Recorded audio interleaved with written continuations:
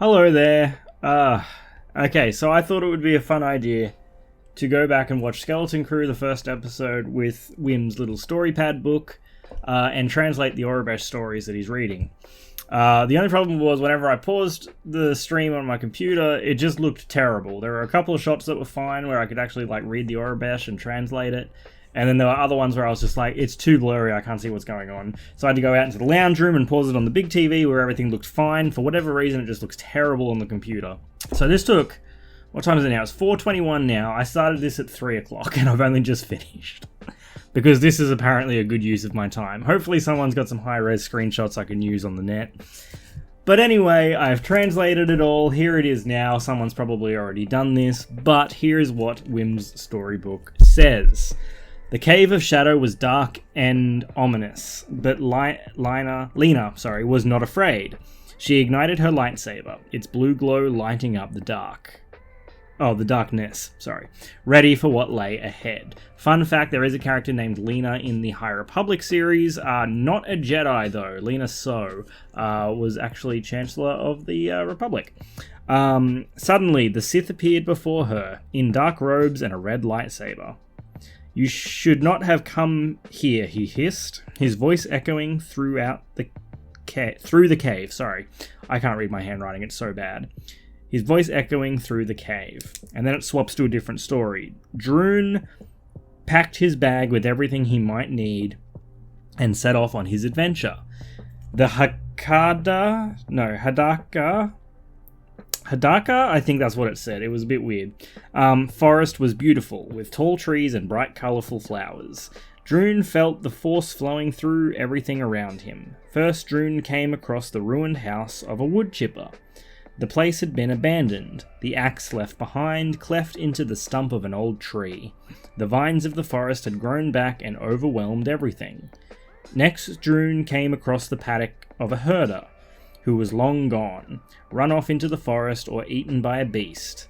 But from their old wood grew a strange, beautiful flower. Finally, Droon felt a strong presence in the Force. He knew he was getting close to the fearsome beast. He took out his lightsaber and held it ready as the beast lunged out of the forest and loomed over him. And then we changed stories again. The knights decided to build a temple fortress. Using the Force, they lifted and shaped the rocks around them. I can't read my writing. The rocks around them, creating the soaring towers of their new home. I'm sorry, my handwriting is so bad. The entire fortress could lower into the ground, hiding it from sight during times of danger. With their fortress complete, the Jedi Knights found peace and solace. They meditated together, their connection to the Force and to each other growing stronger.